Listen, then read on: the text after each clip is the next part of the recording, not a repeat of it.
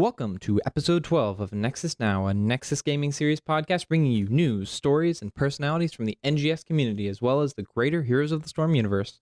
My name is Jackster37. I will be starting you guys off today. I'm joined by the ever-reliable Ghost and Murda. How you guys doing today? Howdy. I'm doing great. Having a good time. Also doing well. Glad we're finally here in the quote-unquote studio doing this again. Episode 12 already? Oh, yeah. I feel like 10 was yesterday. We're already at 12. Yeah. Moving fast. Starting us off, table of contents, as we normally do. We're going to start off with a bit of an overview of NGS Season 6. It has just started this past Monday. We're recording this on Thursday. And so we have a few of the game's results, but we don't want to dive too deep into predictions on terms of like which teams we think are going to be crushing based on the record so far. But what teams that we enjoy and we've seen for a long time, and so. And we're also going to be, I think, touching on Division S a little bit more, so that'll be fun as well. After that, we're gonna probably change gears and go over the balance notes, which were just released yesterday. That's one of the benefits of holding off on doing the show until after Blizzard decides to drop those on us. And then after that, we're going to go a little bit into the AMA that Blizzard will be holding in about a week's time, I think. So we're going to be formulating questions, what we might want to ask and what we're going to be looking to get out of it. So starting off, NGS Season 6, I'll stop talking because I need to get a drink of water, but what do you guys think? What do you think so far? I am so hyped. It is starting. It is here, baby. Finally, it's NGS Season 6. We have a lot of people that are back for it, too. I'm looking at the divisions. We don't have E this time, but we've got Heroic. We've got A, B East, B West, C East, C West, D East, D West. I mean, people are still here, and I'm so glad to see everybody back. Yeah, 8 total divisions, right? And then, of course, a total of 87 teams, which is just ridiculous amount of support. Honestly, the whole time I was expecting probably a lot less than 87, so I'm thrilled that so many teams want to participate in Heroes of the Storm right now and are choosing Nexus Gaming Series as their league of choice. We're honored to have so many teams, and I'm thrilled to see how this is all going to unfold. Yeah, I want to start hyping it up. Talking about. I'm excited to talk about the games and the matchups coming up this season on the podcast here, and excited to see how the season starts unfolding. Absolutely. Just looking at a couple of these teams, behind the scenes, we were worried, how many teams were gonna sign up because, after what Blizzard did, and so we were like, oh, what's the drop off gonna be? And we're pleasantly surprised that we got about 90 teams eventually, and that's fantastic, and I can't wait to see how it all plays out. And then I'm also excited for Div S2 and NGS, of course, partnering with Heroes Lounge. I think I'm just as excited about the partnership as I am about the league itself. I'm just happy to see people, working together to make this happen. And I'm excited for that too. And we'll get into Div S, I'm sure. Oh, yeah. Absolutely. Yeah, I know I've gotten to participate in casting for Division S so far, and it's been a lot of fun. Of course, our qualification rounds are all over. The 8 teams for North America have been chosen. We'll talk a little bit about it during the pod, but it's been a lot of fun so far partnering with Heroes Lounge from Europe and really seeing the whole community try to come together and formulate some sort of league that viewers can watch and some of these players can participate in. I feel like we're all hesitating here to when do we jump into something here, because I think we're all raring to go about something. So Jax, where do we want to start with talking about people playing the game? Let's go with what team, and it can be Division S, it can be NGS. What team are you most excited to see? It could be, players that have formed that we've recognized and that have just formed a new dream team, or quote unquote, celeb gaming is probably going to be one of those on the top of our list, but or it could be a returning team, that we've seen for 3-4 seasons. Zul'jin Distillery, the folks over there, I've gotten to know them really well over the past 3 seasons. Wow. And they're always a great team to watch, and they come up with the bit unorthodox strategies if you like watching that kind of stuff. But what teams are you guys looking at? I think in Div S, I'm gonna shout out Close to Death. I'm excited to see them play because it was a little bit of a meme factory in the Heroes in the Div S quals at the very end, because everybody who was in the semifinals and the finals had already qualified. But they did manage to take a map. They managed to beat OSD, and they managed to take a map off of LFW, or Looking for Work. And I'm excited to see them do well, because they're going to get a lot of people that are saying they basically like disqualified their way to getting into Div S. It was an unfortunate scenario where Looking for Work had to quit because they were playing in the Toasty Gladman Invitational, so they had to quit mid-tournament. And so, they were in part of the bracket that LFW were in, and there were some other situations too where they got kind of like free points. But it looks like, looking at the final qualifiers, they might be a solid team in their own right, and I'm excited to see how they hold up to everybody else, and I'm very much rooting for them. I want them to sort of prove themselves in Div S. Murda? Well, I got 2 picks for you. I'll give you one from NGS. I'll give you one from Division S. We'll start with NGS. I'm really looking at a team who played so well last season. I believe they were grand champions of Division D, Off-Brand Cereal, moving up to Division B now, making the 2-division leap. Them and Lubu as well, making those 2-division leaps. They impressed us so much. We've gotten into it before about placements, and we try our best, but those teams significantly outperformed what we thought they would, and let's see how they do if we toss them up a level or 2. Yeah, so I'm excited to see what Alice Sight, the captain, has to do with Off-Brand Cereal this season. If they can compete and if they can keep up their winning ways, this is a team that was a lot of fun to watch in Season 5, and I'm hoping for more out of them in Season 6.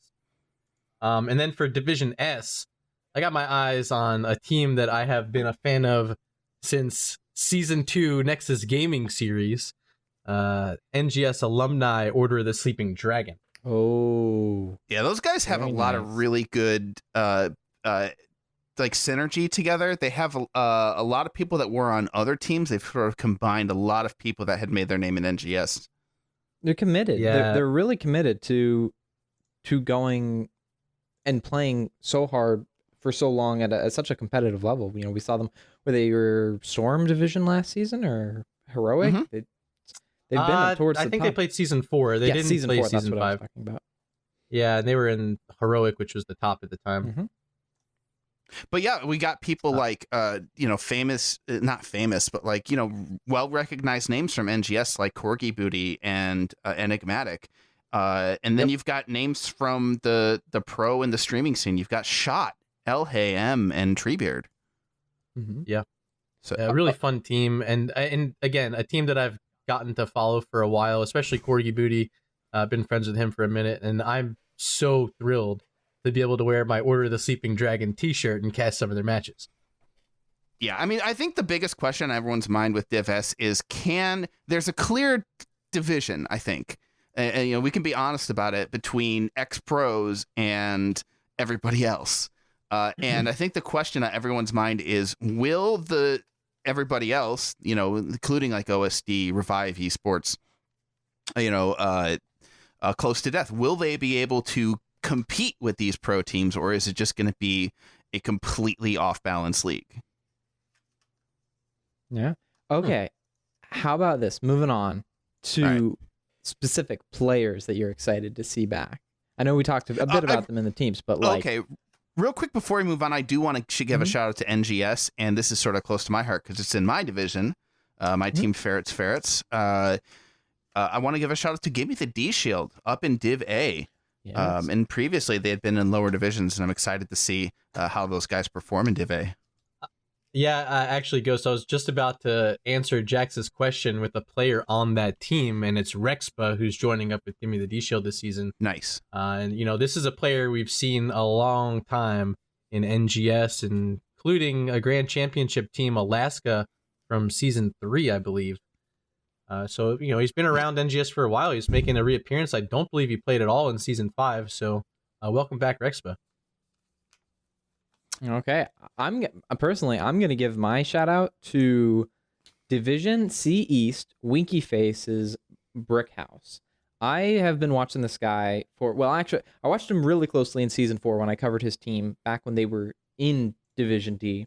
And then they got bumped up to Division C. And regardless of whether they were in Division D or Division C, Brick House has been an absolute monster. He plays carries mostly.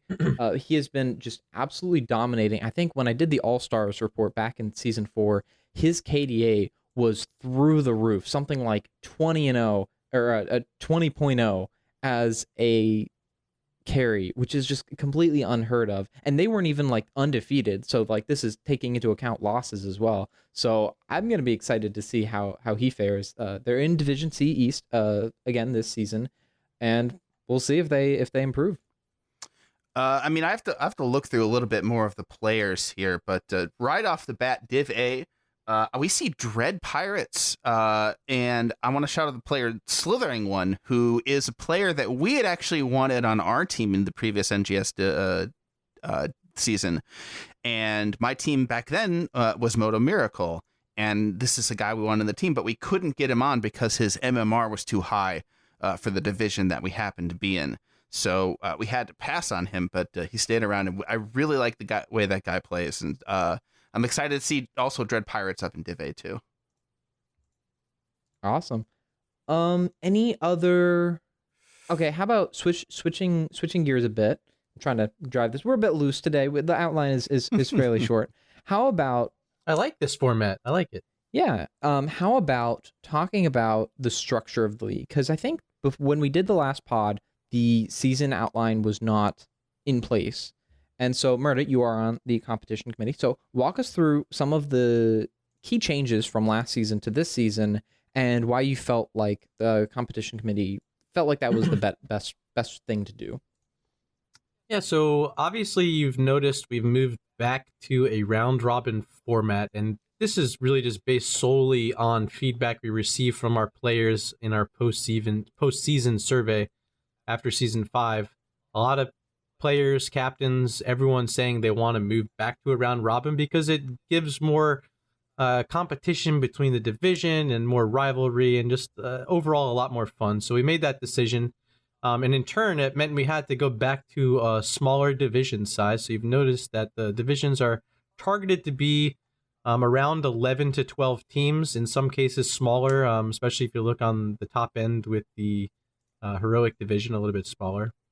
And so with this, we made a few changes to the length of the season in a few spots and how the playoffs are going to work. We got some feedback from the higher end from Storm and Heroic teams last season that they wanted a bit more on the line during the playoffs.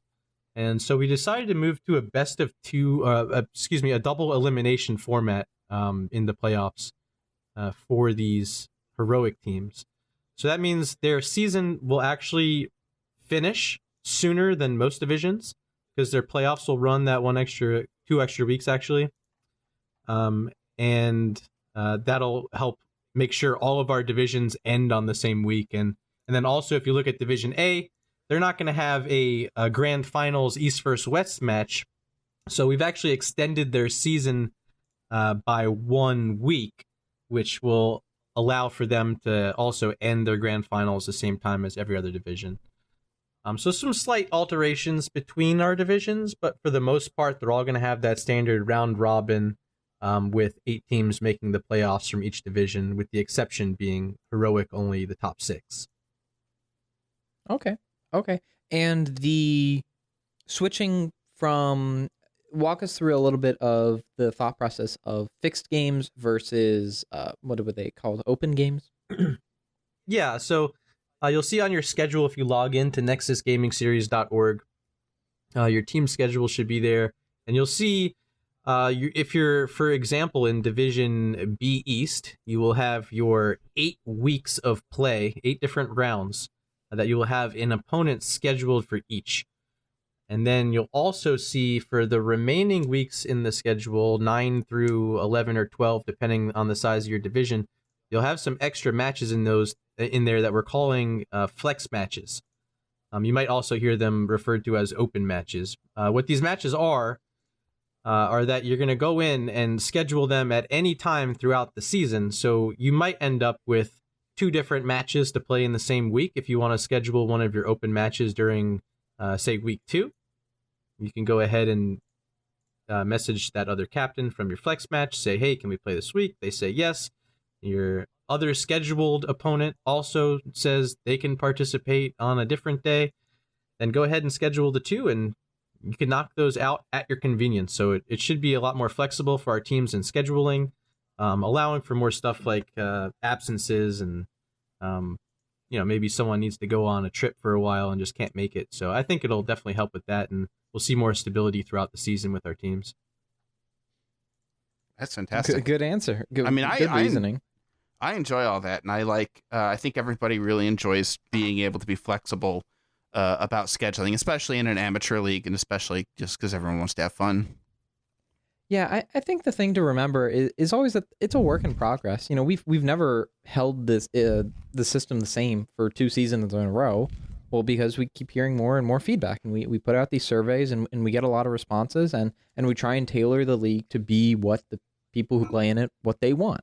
And so I always take great pride in the fact that we are so receptive to community feedback, and we are willing to change systems, changing back to round robin if Swiss didn't work out as well as people might thought. I always take Jax, that as there's still one other big change I haven't mentioned yet. Please. Maybe the biggest of all. We have moved officially from a best of 2 series to having every single NGS match be a best of 3. So no longer will there be ties in any of our matches. Yeah, which was honestly one of the 2 biggest controversies, that and the MMR seeding for MMR rankings. It was that and best of 2 versus best of 3. And if I recall correctly, with the survey we sent out, got 150 responses or something like that, maybe even over 200. And the question about best of 2 versus best of 3, dead down the middle, 50-50. And so it honestly was oh my God, we're not going to be on anybody's good side, regardless of what we choose. So yeah, and I know in those meetings when we were talking about it and trying to make that decision, it was a long time, and we had a list of things that were positive and negative for each decision. But end of the day, I think we ended up with where we're at just because it ends up with a more clean result for our placements heading into playoffs when you can have a winner and a loser of each match. Yeah, to be honest, when you drew in a best of 2, you really didn't feel at all satisfied. I know, analogizing it to if I played chess, nobody was ever happy with a stalemate or a draw. Unless it was a case of one team threw so hard that it was the other team was just happy to walk away with a point. Or if you're the world champion. Yes. It's a little chess joke there for people who follow chess. So I'm excited to see where the best of 3 goes. I'm cautiously optimistic. I hope that its benefits in terms of making people feel the endings feel more justified and clean, outweigh the costs in terms of time, in terms of commitments. So I would hope that they do, but we'll see. And we'll put out another survey at the end of the season, and if it swings back, then we will shift back. I'll give a shout out right now to an NGS team. Monday night, our season opening night, Logical Decision had a match. I ended up going to game number 3. And they ended up winning that game number 3. The next night, they schedule one of their flex matches and end up going to another game 3. So this team played six maps in 2 matches in less than 24 hours. A little exhausted, but at the end of it, they ended up with a split in the standing. So 3 points for them after the 2 matches. Good work for Logical Decision. Excited for those guys as well. A lot of people involved with NGS in that team. I know Ulysses and Wono's on that team. So I had a lot of fun getting to cast them. Yeah. Is there anything else you 2 want to talk about in terms of NGS Season 6? Predictions, what's coming up. I mean, like, I think we should talk about a little bit about predictions. We should talk a little bit about the games that have already been played. We were talking about, cereal, off-brand cereal. That's the Off-brand cereal. Yeah. They've already, they have unfortunately already dropped a match to Virtual Murky Slayers, which is better than last season for the didn't off-brand cereal go like 14-0 something. So yeah, placements always a working improvement now. Yeah, but it was not cast, so I don't think. Darn. Am I right in that? Oh, I think that's the one that Baja was gonna go back and replay cast. Maybe. I know he said he was gonna do that for one of them. I could be mistaken. Okay, so if that happens, I would check that out because it's very interesting to see if off-brand cereal is on the same level as Virtual Murky Slayers. Interesting. Yeah, I was just talking about off-brand cereal earlier. I didn't realize they'd already played a match. Mm-hmm. So yeah, I mean, we could we could do it top down. We could start with heroic and just talk about teams. Like who we. I mean, we can go through like every division. I can just chat up like I know a lot of these teams, like looking through the standings right now, and I'm looking at heroic division right now. We got Revive esports. We've got Insomnia, which is, like a bunch of people I know, Infofox, Psycho, Jamster, Celeb Gaming, of course. Yeah. I mean, everyone in the heroic division is indeed heroic. I think Celeb Gaming, I would say is the favorite, looking at the history of, them playing in Div S against Revive and against other teams. But, Revive esports, they already played Insomnia, and so they have the most points already in the first game, the first match played in heroic division. So Revive esports looking good, and they're a strong team. I've played against them. Yeah, I heard rumblings that they're having to change a player on their roster. I think I'm wondering how that's going to work out. They've had that's sort of like been the last month with their team. I think of trying to get Div S ready. I think they were moving some people around. So I'm not too surprised, but they've playing against good players like Insomnia, already showing to be very strong. Jax, what are your opinions, Division A? I think we heard a little bit from Ghost already in that division. Do you have a favorite in Division A right now? Well, let me take a look at the list. Benefits of having two monitors. I forget the teams because I'm very very slow when it comes to remembering names. Luxorian Sun. So there's a few. Yeah, so Luxorian Sun, they were Storm Division last season. A team that's been around for at least, I think this is their third season. Maybe fourth? Third, because I played with them in my first season. Yeah, so it has to be their third at least. And then there's Ferrets who participate in Div S qualifiers. Queen's Consorts, which is made up of some players you're familiar with. I know Hollis is on there, Ember's on there, a few others. Yeah, Queen Consorts, let's say, is one of the more talked about teams in NGS. Fair enough. There's Give Me the PFM D Shield. Performed. Yeah, Give Me the D Shield. We talked about them, and I think PFM, a team that performed really well. I believe it was Division A West last season. They're here in Division A as well. Apologies, by the way, if we don't mention your team in specific. It's just because we're not as familiar with either the brand or with the players. But you know what that means? That means you just got to make an impression on us. That means you gotta pull out all the stops, and you gotta make us regret us not talking about you. I've heard a lot about this Nobo E-Sprouts, or whatever they're calling themselves. I mean, I also time constraints. I had a ton. I could have talked about every team in Heroic Division. I'm excited about Lion Speed, Seachel's team. He's been around NGS for forever. Okay, yeah, I didn't realize that was Seachel's squad. Yeah. Nice. Team name written in Leet. Patience and Majesty have been around forever. So is Logicalia. A division that's really interesting, and I think mostly because there's so many returning teams here. Division B East. Yeah, I was just going to mention that. Like really all over the place, there's teams that have participated. I think the only one who hasn't, or at least the members that I can tell, is a team that Ghost and I are going to get to cast tonight.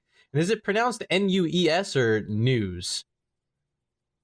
I was going to go with News. Newes. Nues? Yeah. Okay. Must be Italian.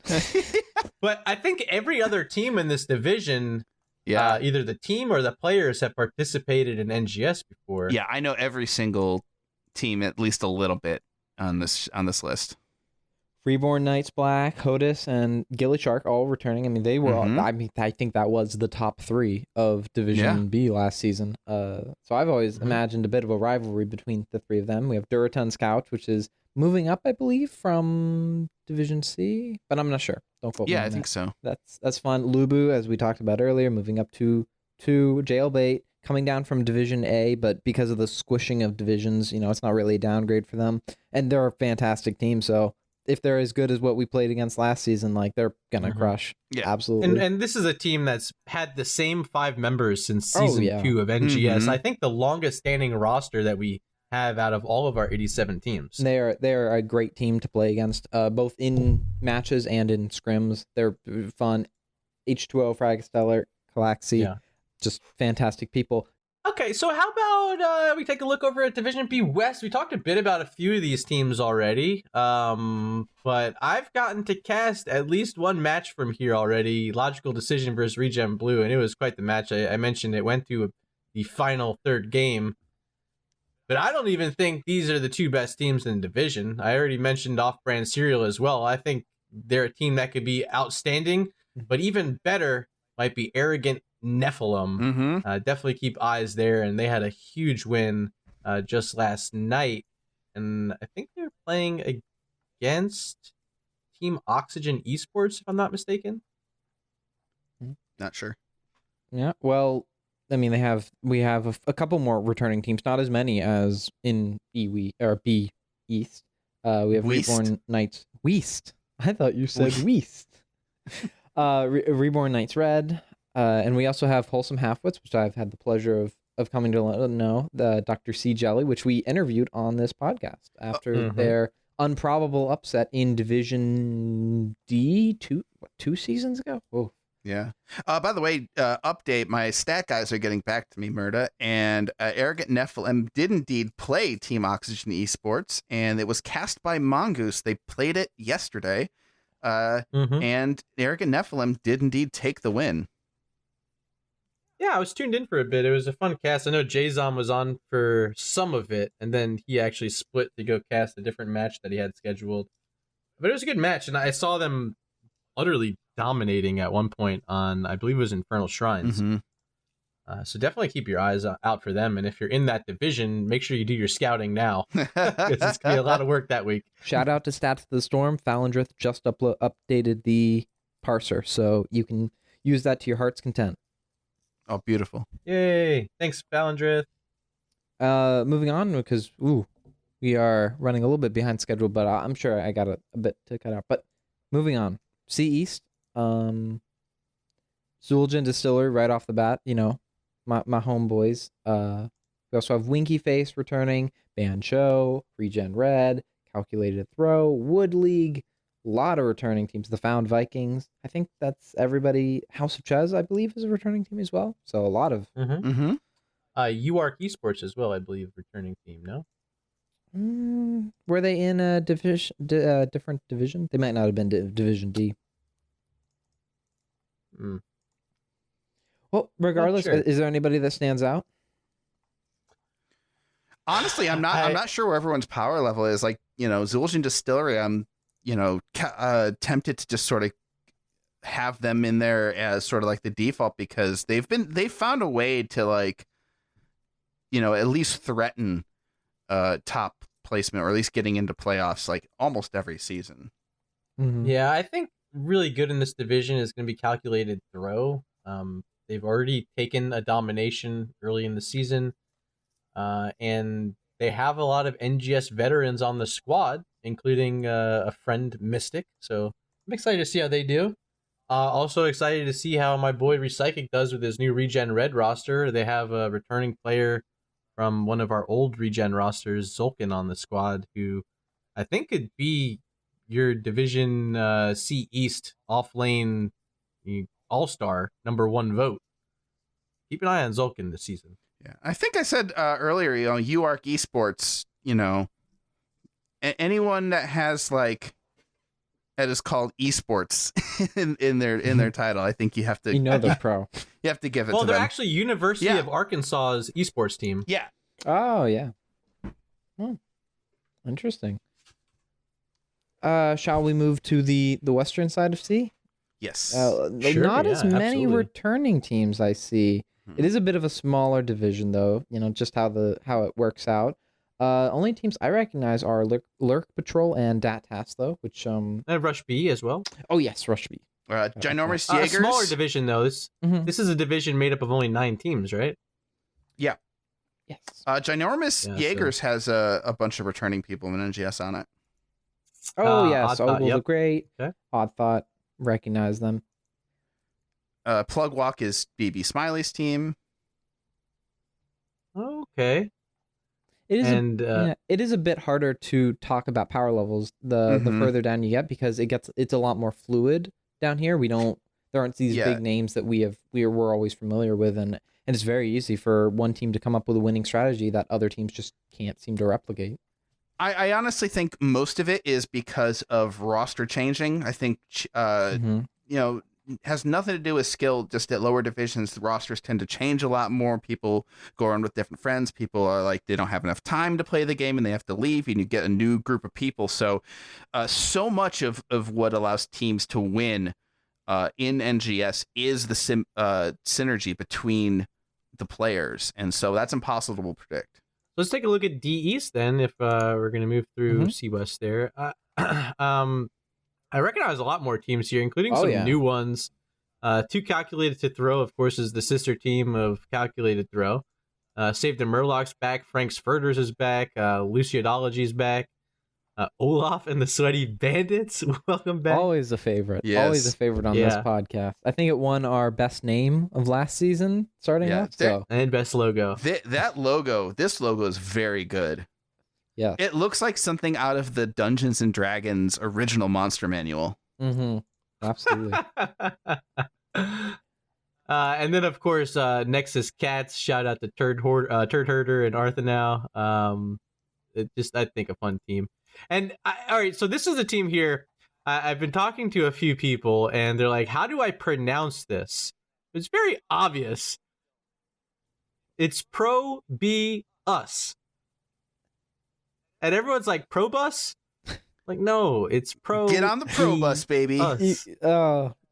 I was thinking Probe Us. Oh. Pro Bus. We're just cutting it all. How do you pronounce? I know how to pronounce this name. It's backbone. Did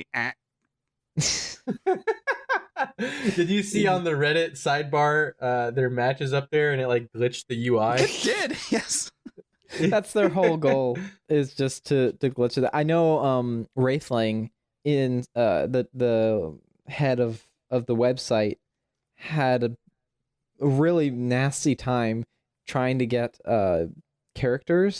special characters to work. Oh, Unicode, in baby. Characters' names, and it was specifically because of this team.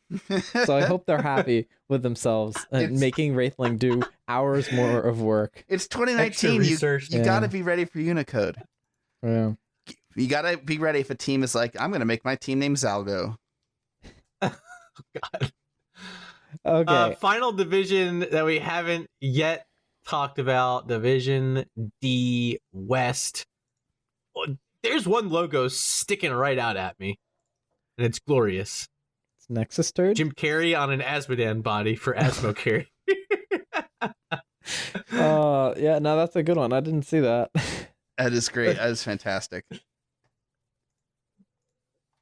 Welcome back, Clouded Minds. They've been around for a while. Weenus, of course, one of our favorite people. Yay. Definitely a crowd favorite team. Excited to see them work. Disturbance. Pigeon Stitches is back. Pigeon Disturbance Stitches, is back. Nexus Turds. Nexus Turd's a new team. Really? Yeah, new squad. It's got Voodoo on it. Yeah, Voodoo's on that squad. Oh. Yeah, they're partnered up with Turd Herder's team. Nexus Cats. That's why I was getting confused. Yeah, and this is like their sister team. The cats and the turds. I think it's like Turd Herder's namesake team. Okay. That's why it's I spelled noticed like the that. spelling Yeah. on turds. Caster Tudimos is on Baddest Dudes. Oh, cool, yeah. And Bad Blood has Caster Grinds Gears. Yeah, so that should be a really fun division. There's- I am a Stranger Things fan, so Stranger Pings. They have hopefully they do well. I gotta root for my That's fellow actually, Ghost. wow. They probably worked really hard on that logo to get the text just right. So, Yeah. snaps for them. But yeah, Ghost 4444. I gotta root for them. Ghost fam, let's Yeah. go. Exactly. There's the Dunk fam and then there's the Ghost fam. Okay. All right, moving on. You guys want to do podcast? You want to do the podcast? We You guys are- want to do a podcast? This is the second pod in a row that we've done We it should- at night. So usually should- people usually we do it in the morning where we're much more cognitively aware. We're doing Speak it at for yourself, my man. Yeah, my coffee wore off hours ago. night. Yeah. Let's talk about the balance patch. Okay. All Came out. right. It just dropped yesterday. Let's pull this up. It reminded me of that first one that they did after the initial announcement. That was just like 40 patch notes, and That was It them was kinda basically like- like unloading all their stuff that they had in Yeah. the queue before everybody left. yeah, and Yeah. so like, I mean, a lot of these changes I think we'll go through them, and a lot of them don't change a whole lot, but you know they're decent notes to like update talent trees and underperforming talents. We'll see if that makes a difference at all. All right, well, let's start with Alarak. I mean, I was reading through this and it just seemed to be that it was a very underpicked talent, and they wanted to try to bring it in line with the rest of the talents on the tier. So, Blade of the High Lord, your basic attacks are going to help grant you some sadism. Interesting. Maybe it makes sense in some comps, but I think for the most part, Alarak's just really a burst to get in and get the job done type of hero. He's not going to be basic attack to get too much value, right? I don't think it. I think the problem is they've designed the other two talents at the tier so well that I don't think there's a place for this talent. So like, if you are winning super hard, you just go right at the rack shear, and you just get in because it's infinitely stacking. So you just put it on somebody, kill them, and then that's 8% or 7%, whatever they've recently changed it to, and it infinitely stacks. And so you're never gonna die, so you're never gonna lose it. And so it's just. It's always, good if you're just stopping them. On the other side, if you're either losing hard or if you're just going even, Pure Malice is a great way to get sadism real fast because you just have to play safe, let your team die. That's 40% sadism for you, and if you can play safe, then that's a good change. This might be the easiest to stack, but I don't think it's this new talent. I don't think it's like the most impactful. Because again, you can only get 30%, and like Pure Malice is like 40% easy, and Rite of Rack Shear is like 8% just by getting a kill. So I could see it being useful if people are focusing you, or if you find you're dying, and if a tank is just getting up right in your face and trying to stay in the fight, and just auto attack the tank a bunch and quick sadism. Probably be pretty good against like Chen. He's already a big enough counter. Just get free autos off on him. Yeah. Okay. Well, maybe. Gaul. This is interesting. I don't think any of this really changes anything, to be honest. Yeah, I was gonna say I'm really just not interested by the hero. I still think he's meme tier, and until he moves from meme tier, if you're listening at home, treat him as such. Well, he was god tier for the longest time because of the E quest, which they took away, or they significantly nerfed last patch, and thankfully they did. I'm glad they saw they acknowledged that the drop off was really severe in his win rate, and I'm glad they didn't try and revert that, because I thought that was such a great change. And it was so frustrating to play against for a lot of teams. So I mean, his win rate's gonna take a hit in Hero and Team League, but that's kind of what you got to deal with these types of heroes. Genji wise and etc. They're very strong if you know how to play them, and you're going into a team that doesn't know how to play into them. But it's probably for the best that you don't see them every game. I don't think any. Yeah. Oh, you can go. So they did the weird thing with Cho where they switch the entire talent tier from 13 to 16. They just swapped them a little bit. Oh, you dropping down there. I suppose. Yeah, I'm dropping down because I think they have to be considered together. And it says right here in the developer notes that basically the Gall changes were like, well, while we're fixing Cho up, let's, do the Blizzard thing where we just buff underperforming talents. I think they were trying to reduce that time period until you get like the Molten block. Normally was level 16, right now you can get it at 13. Right. So I think part of it was trying to give more defensive options to Cho after getting heroic talents, where a lot of compositions are built to try to counter him. Okay. So I think that was part of it too, right? Yeah, it makes his 13 power spike a little better. Yeah, and his health, he got half of the health back from the nerf. Nerf was 200 points, and he got 100 of it back. So we'll see.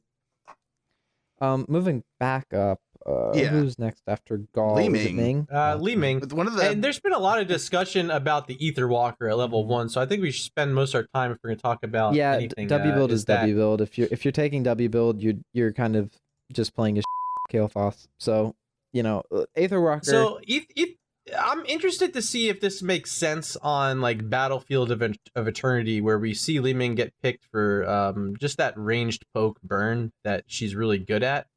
And the type of comps that can protect her, like it's pretty viable. And I'm wondering if this extra 10% damage will make much of a difference at all. I mean, it gives her more burn. That's all I can really say about it. I mean, it's 10% though. It's not that much. So like, think best case scenario, Mirror Ball, level 20. Each of them is doing like 200 damage. So 200 times 5 is 1,000. So it's gonna do an extra 100 damage if you land all your shots. It's not nothing, but why would you want 10% power on just your Q when you could have 10% power on all of your abilities and have mana back for it with Power Hungry? Yeah. So, I mean, they say we're gonna make you, we're going to get you to pick Aether Walker. Just you wait. Well, we used to actually pick it. It used to actually be viable. People might not remember, but back when Calamity did damage to minions. You would take that on Battlefield of Eternity because it would do significantly a lot of damage with no mana cost on the Immortal, and they took away her wave clear, and they're kind of just dancing around the issue, which is that Calamity doesn't do any damage anymore. And ever since they nerfed that, Li Ming's win rate went from initially on release being like 60% because she was really busted, then they continuously nerfed her until she was like 50%, and then they took away Calamity's wave clear, and then she bottomed out at like 45%. That's where she's been for the last year or so. So they're kind of just dancing around the issue, and eventually they are going to incorporate some part of Calamity into Aether Walker or Baseline. I'm guaranteed about that. Because it's such a mandatory talent. You can't not take Calamity on Ming. I mean, it is one of the... set a reminder. We'll check back in next podcast. Yeah, we are just waiting, just like they told us to. I think we're going to have to wait a bit longer. One of the better developer comments, though, in recent history. Yes. Because I mean, they're aware of the meme that it is. They buffed it last patch, and it is off honestly an arms race a lot of times between, or not an arms race, but a staring match between the devs and the player base in terms of like, we're gonna keep buffing these talents until you take them. We saw that with Twilight Dream. We saw that with that's their patch method. Philosophy. Yeah, it's their MO. I mean, you look at every one of these things, it's like underpicked talent, underpicked talent. Yeah. Okay, moving on, Lunara. Same thing. This is the talent where if you've already applied stacks of your poison to it and then you hit your Q, it does like bonus damage, I think. This increases range and its radius. And it competes with Nature's Calling is why it's not picked. Feels bad. Right. Yeah, and that's the thing. I don't know how often it would be picked. Do you need more move speed as Lunara? She already has move speed. So what it does, it allows you to chase more, so you can be a bit more obnoxious. And if you pair it with stuff later on, like Endless Spores at level 13, you can really just never let anyone get away from you because you're slowing them. Plus, if you're hitting that Q, you're getting a movement speed. Oh, you already have movement speed, so it's like, why do you need more? Yeah, but and you even have more. You have a slow as well, so it's like you already have like a net 40% gain over them. I don't think an extra 15% is going to do a whole lot. You have to 15% brings you above mount speed. and you also have your staggered speed. So I think this could also help defensively if you're against a lot of skill shot heroes. Like you go into an Orphea and you take this, and you can 1v1 her because you can dodge everything. Is there a talent? 25% range is a lot of range too to consider. Is there a talent that decreases the cooldown of Q? That'd be interesting. She could have very high uptime on this movement speed. Elsewise, it's just kind of a niche pick. It's kind of like we'll get into Anna a bit later. Yeah, it's level 16 accelerated contamination. If you hit 2 enemy heroes, you can reduce the cooldown by 100%. So this 16 increases range. There could be a Q build in here somewhere. She's not particularly strong right now, so that leaves open. Oh wait, excuse me. The cooldown recharges 100% faster. I read that wrong. Yeah. But I mean, still same thing. It's still pretty good. Okay. Maybe. I mean, I think you could find it in here, but level 4, Nature's Calling just wins you pub games. Yeah.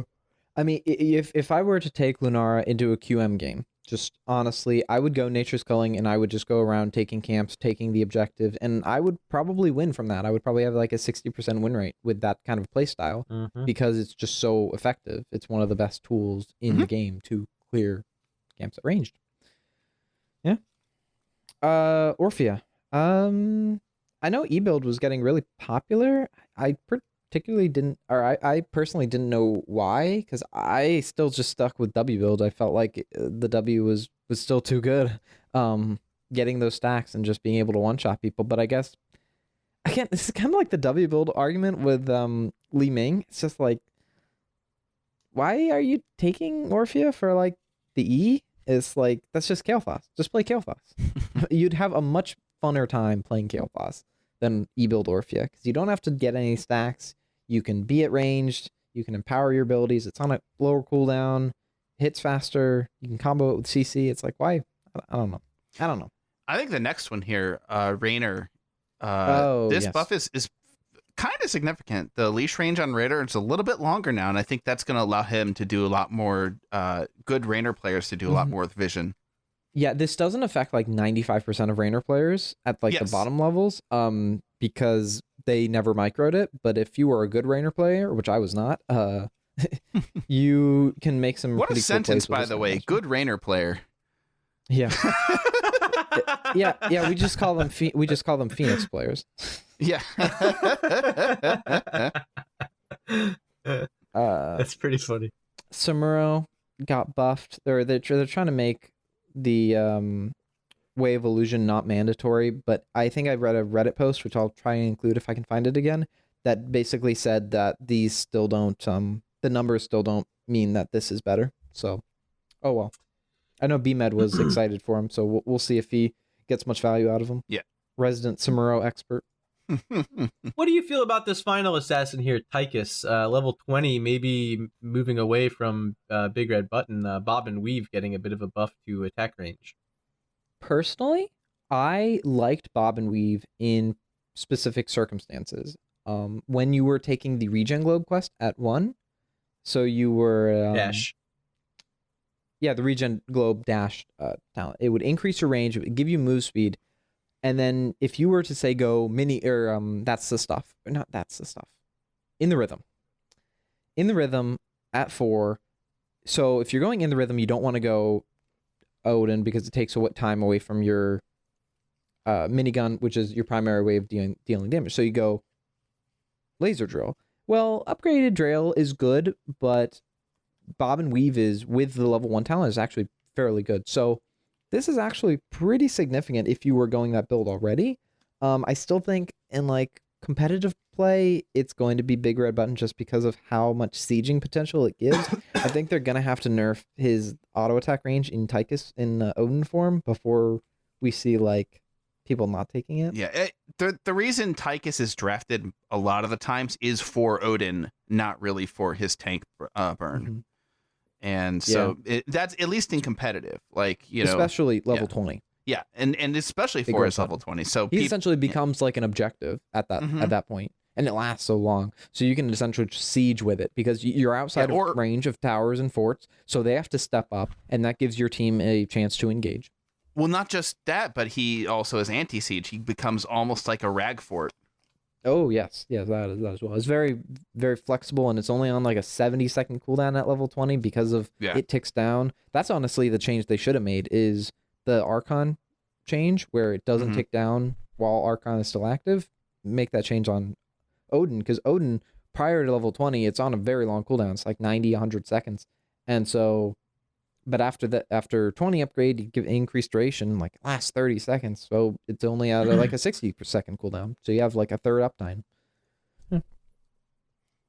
Asmodan, this one made me laugh because not because of any of the changes were good for the most part, but the dev comment at the end, it was they're talking about hopefully motivating players to pursue builds that don't involve powering up global annihilation, and I just thought of the Pikachu meme where it's just like, we rework Asmodan so that scaling his orb is like the most important thing on him, and if you don't, then he's kind of a worthless hero.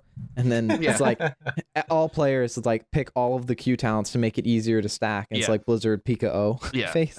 Like, they pick other builds. It's like, why would we pick other builds? Like, this one gives us the most damage, and it's what the entire kit is based around. You can't use one of his ultimates if you don't stack up your Q. Yeah, they really did a number on what Asmodan was capable of with the rework. Well, now he's just a QM god. You know, he's 60% win rate, and if you can stack this up, you one-shot people, which I don't think the scaling change actually does that much, because it doesn't affect the added damage. It only affects the base damage. Yeah. So this will probably be like at level 20, I haven't done the numbers, but I'm imagining it's like a 150 to 200 damage knockoff, which seems significant, but when you're considering he's doing like 1.4k damage fully stacked, like it's not that much. Yeah, I mean, like it just, they made him into a Q-bot. Like when I say do a number on him, I don't mean that he like doesn't win. It's like he has no talent diversity. He didn't have any talent diversity before either. That's true. So, well, you could go like demon build, and you could be like, you could go e-build meme. I know what team did we play? I mean, demon, but like with powering up your generals and stuff like that. And like you could do a lot of like pushing stuff. Demonic invasion was worth picking because it just murdered structures. Yeah. So I don't think this changes anything. Trample is interesting. You know, they've kind of messed up. They did this with they did this with Chen's level 20 talent, like Purifying Brew, where they think of this really strong talent. They're like, oh, this is the bee's knees. Everyone's gonna take this talent. And then they release it, and then like nobody takes it, and they're like, oh, we're sorry, like we put it on way too long of a cooldown, and so they like drastically reduce it, and like people still don't take it. These level 20 mobility talents, I think they're kind of like have the bolt goggles of yesteryear on, where it's just like we can't give these ranged heroes mobility, and we gotta like cripple them in some way. So like Kel'Thuzad has shifting malice, Asmodan has trample, but like nobody takes it because there's other powerful abilities. Yeah, at that tier. Yeah. So moving on, we got Medivh here. I just think this is just. I haven't done the numbers, but you don't take this. They're apparently just trying to standardize how long it takes, and they can kind of change the timers on those cooldowns without having to worry about this talent. Yeah, I mean, I could do the numbers like real quick because I know them. Polybomb is a 45-second cooldown, so that's times 0.09. So every arcane rift that you hit will shave off 4 seconds. So that is a buff. So it's a buff. And then for the ley line, that's 75 seconds. So this is going to be a bigger buff.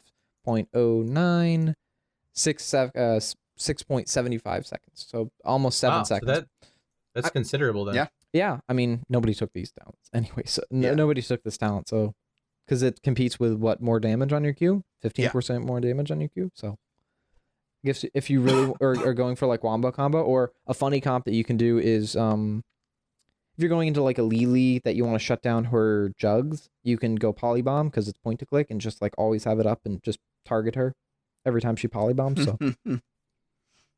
that is funny.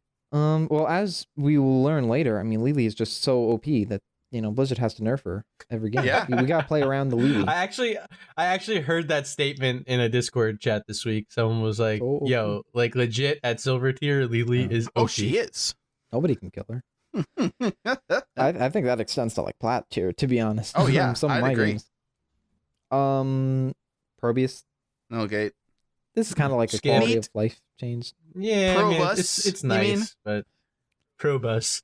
I generally God. like to ignore Probius and pretend he doesn't exist. Zagara. The bane of my Interesting existence. to Baneling Massacre. That's the interesting one. This is going to help tremendously Yeah, in that's- her siege power. If you stay split and you throw out all of your 7 Banelings, it's a lot of damage. Yeah, no, I already took this down. I felt like it was the best one. Just Same. gives you the best wave clear. So I don't know why they just made it better. I know they all You're these counts essentially were getting an bad. extra Baneling and a half if you connect all 7 onto a tower. It's 6. Yeah. Although actually it might be 7 because by the time you finish throwing off for 6, like the 7th might be up. And then you combo that with like the level 1 that increases the damage against structures by like 50%. And maybe this is Sagara actually becomes a god at just pushing structures. Like I mean, she already like a full rotation. Yeah. She was already really good, and you have to babysit her lane. Yeah. Yeah, I think she's an interesting hero this week. Definitely try her out. Mhm. They've even said in the developer comment, if they blow her win rate out of the water, we'll take a look at her base kit nerfs to compensate. I mean, So she's maybe a bit overtuned right now. She is a bit of a. She's a bit of a messy character in terms of like she's secret OP. Like if you got a good Zagara and a bad team of dealing with her, like she will stomp you, and it's the most frustrating thing in the world.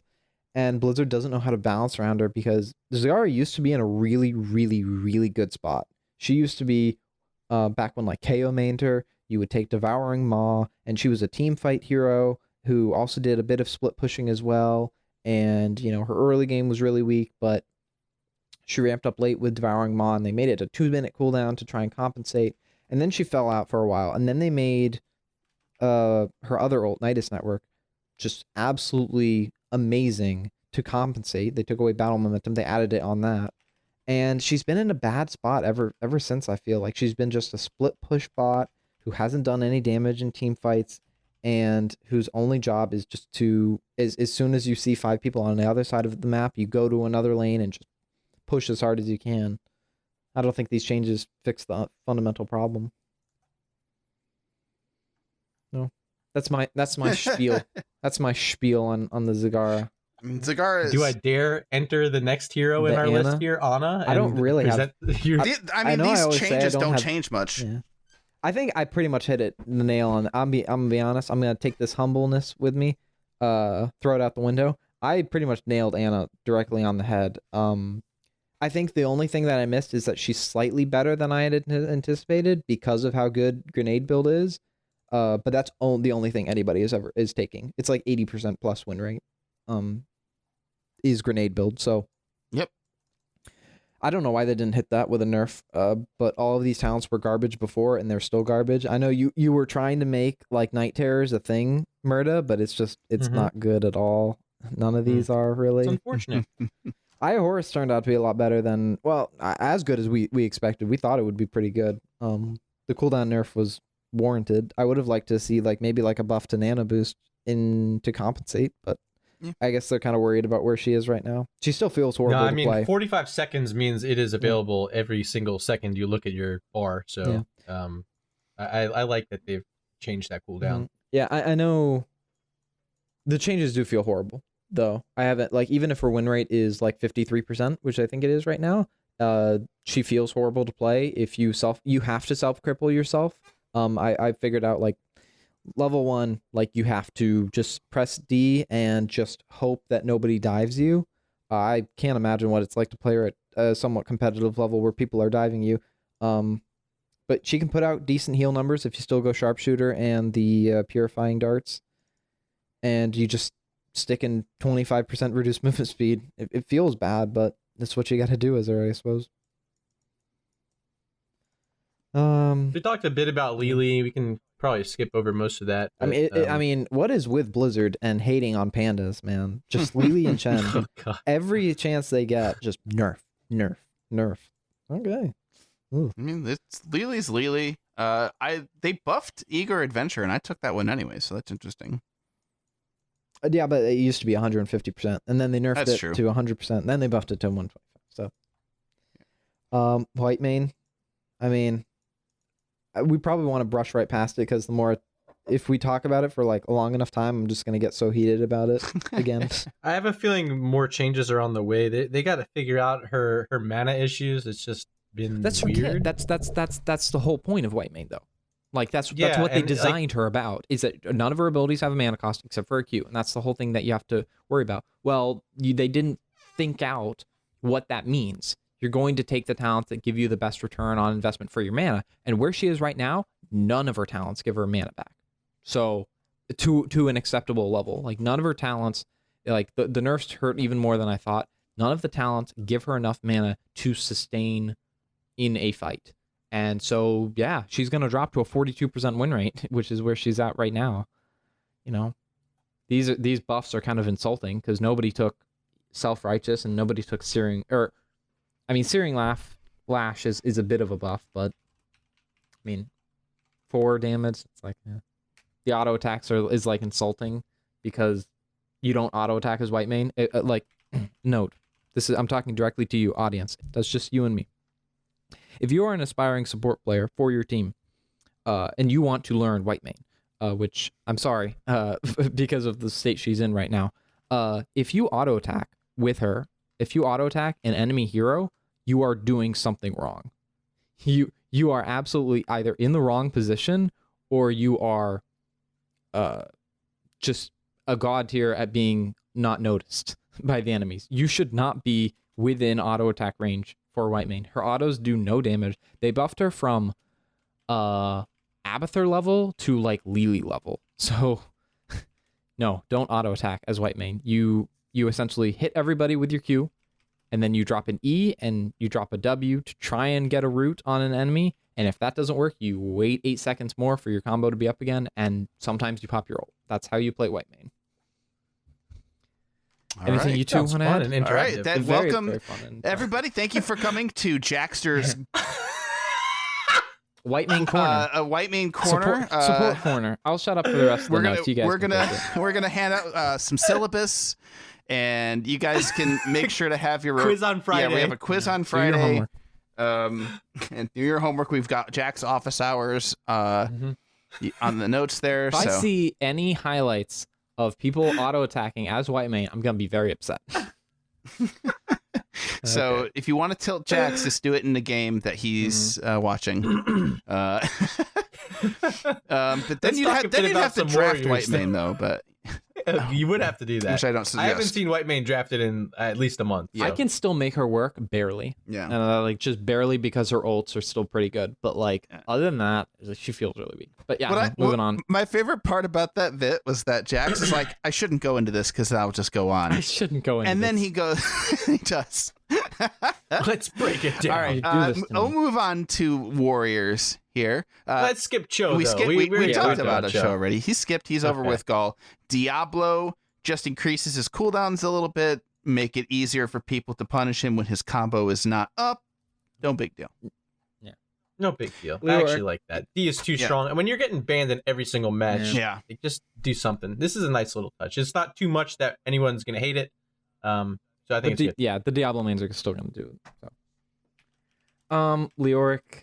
Yeah, as a Leoric player, I will say, I didn't take either of these talents. I might think about Spectral Legion pubs, but I mean, 13 competes with, Spooky Ghost. Ominous Wrath. Yeah, Ominous Wrath is great, and it's pretty much the reason you draft Leoric in a competitive environment.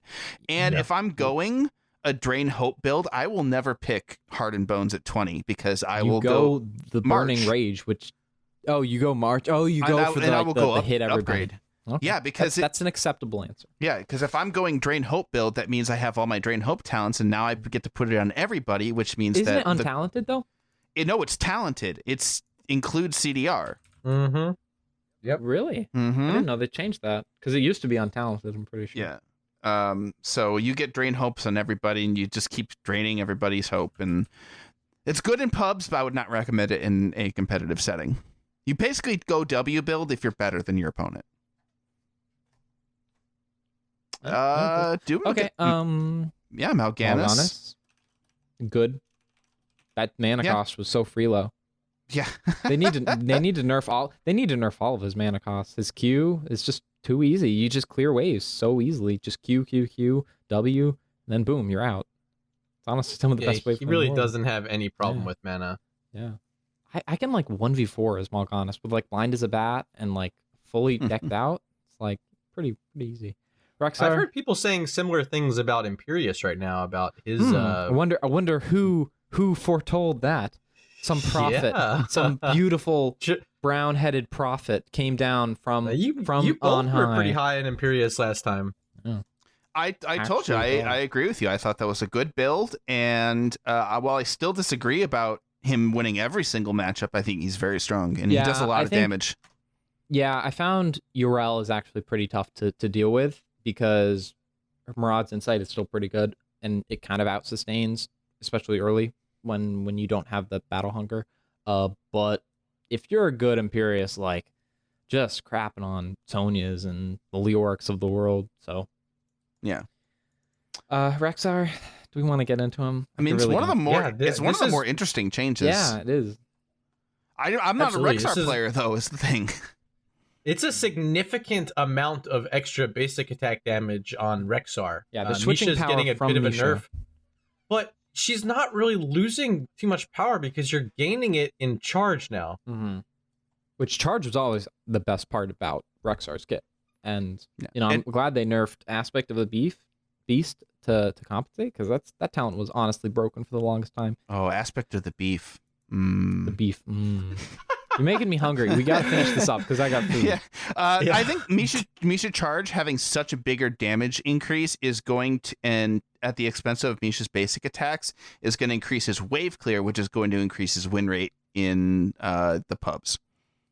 Yeah, and of course he's going to be a lot better at taking camps now too, which something he's always been good at, but now maybe the #1 hero in the game for camp taking. Surpassing Samuro, maybe. I mean, he was always really good. I mean, you just see like Rexar's off on the far side of the map, just taking boss randomly for 2 minutes. You know, might be even better now. Yeah, so get out there and solo those bosses. You do it. You got the approval from Jackster. Sonya. Okay, I'm gonna cut you guys off before either of you say that this is a very neat change, or this actually might make that talent viable. No, it won't. I played one game on her earlier today. It's like it's like fool me once kind of stuff. It's like every time they buff W build, I play one game on Sonya to see if it's actually decent, and every time it's like going to a Waffle House. You know, it's like, it's not as bad as I remember. Yes, it is. It is as bad as you remember. See, I find W build to get more value when you're up against a team that has a lot of CC and a lot of melee. I'd say when you're up against the CC, you can't really go Whirlwind build, which might make more sense. If there is so much CC, you shouldn't be picking Sonya. You have to go Whirlwind build. It's the only way you get sustain. This is not going to really do anything to help her sustain because it's just like it does like 100 heals and you can get them with Aftershock, but like it's you need Nervous Steel. Like the whole point of Sonya is you need the Whirlwind, you need the Nerves of Steel. She is the most talent dependent hero in the game. You need the Ignore Pain, and this hasn't changed. Trust me, I level 50 Sonya. Like I was an offlane main for 2 whole years before I became a support main. It's like she is so fundamentally built around her Whirlwind, and if you can't get the Whirlwind off, if you can't play around that, then you need to pick a different hero. You know, if you want to go W build, like go Urel or something, like something else that can jump on people. I mean, like if the thing here is that this would probably be good against a team that was like a sustained damage team that did a lot of damage slowly over time instead of a burst damage team. Mm-hmm. The problem there is that if you're up against a sustained team, you just should be spinning on them. You can spin on them a whole lot more. So why not just do that? I do think it does make W build a little bit more enticing because there were niche places where you would pick W build, and you saw Koreans do it sometimes. A lot of them would like prep that 4th W on Seismic Slam to do extra damage. They'd prep it on minions, and so that they'd be able to just walk up to a hero and do a ton of damage and burst and get out. But it's very niche, and you you do it to win specific matchups. Yeah, well, Waffle House comes out with a new breakfast special. You think, oh, they've actually improved. And then what do you know? 2 hours later, you're in a gas station restroom, puking your guts out and regretting your life decisions. Moving on. I will say you are us Yankees don't really understand that. Oh, Waffle House? Oh, dude, Waffle House and Cracker Barrel, baby. Yeah, you ain't from the South, boy. I'm not. I've traveled plenty of places, Waffle Houses, and Waffle House rules. Don't get me wrong. It's just I think a lot of us Yankees may not understand that reference. Oh, well, what do they have up north? IHOP. They have Denny's, IHOP. Denny's is everywhere, but we have I'm IHOP. trying to think of things that are equivalent to like the quality of Waffle House, like your local drug dealer. It probably works at the A Waffle crack House. Yeah, these are the level of quality that I'm talking about when I say Waffle House.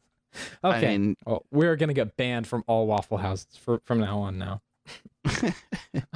Tyrael, last but not least, just quality of life changes, buffing these towns. Yeah, nothing to see here. Move along. neat. Okay. Yeah, that's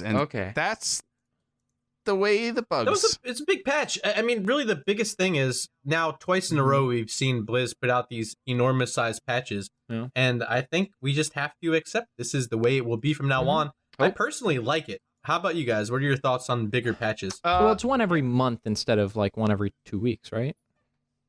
Yeah, I think actually that's a decent pace for bug fixes in general. I don't mind the size of the patch. The content of them is a little meh. I'm kind of meh on these changes. Yeah, it changes some things and it's gonna buff underperforming talents, but like it doesn't really change a whole lot fundamentally. They just want to get their numbers to line up right. This really feels like a by the books kind of thing of like we have one goal and we're going to do whatever it takes to reach this one goal without really thinking about, they don't have to think about high level play anymore. So I think this is about making numbers look good. Yeah, I agree with Ghost. It's 90%. 90% of these changes don't do anything. They don't change your play at all. They're just about making. I will say numbers look better. Silver lining for me here is how much fun whoever wrote these notes appears to be having. So at the very least, people who are still here working on Heroes, we got a smile on our face, and everybody's in the same dead game boat together of like, this is Heroes and we love this game. So it's nice to see more of the developers' personality coming out, and I hope that increases. I hope we get more of them talking with the community.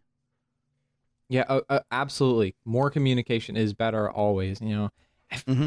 The frustrating thing. What a segue! What a segue! No, because I have to qualify that because I don't think we're not gonna do the AMA today. Okay. We're not gonna ask questions because we are like way over anyways. We're at like 115, and so we're gonna have to do shoutouts, and it's gonna get up to like 120, and we don't have that much to cut out because I don't want to cut out like teams and whatnot. Yeah. We'll do the AMA afterwards. Okay. After they do it, and then we will do another episode after. Maybe an emergency one. Yeah. Jax, do you want to repeat the last sentence you said before we like talked over you talking about a segue? Oh, yeah. I just wanted to say like. I like the frustrating thing is about Blizzard, nowadays, or not Blizzard, but the HOTS dev team is like every time they come out with a statement, they're like, oh hey, sorry, we haven't been getting back to you about what our plans are. It's like, here's what we're thinking about going forward, and we're gonna make sure that our communication on point from now on. And then like 2 months later, we get like the same thing. It's like, hey, sorry, we haven't been as communicative as we would like to be.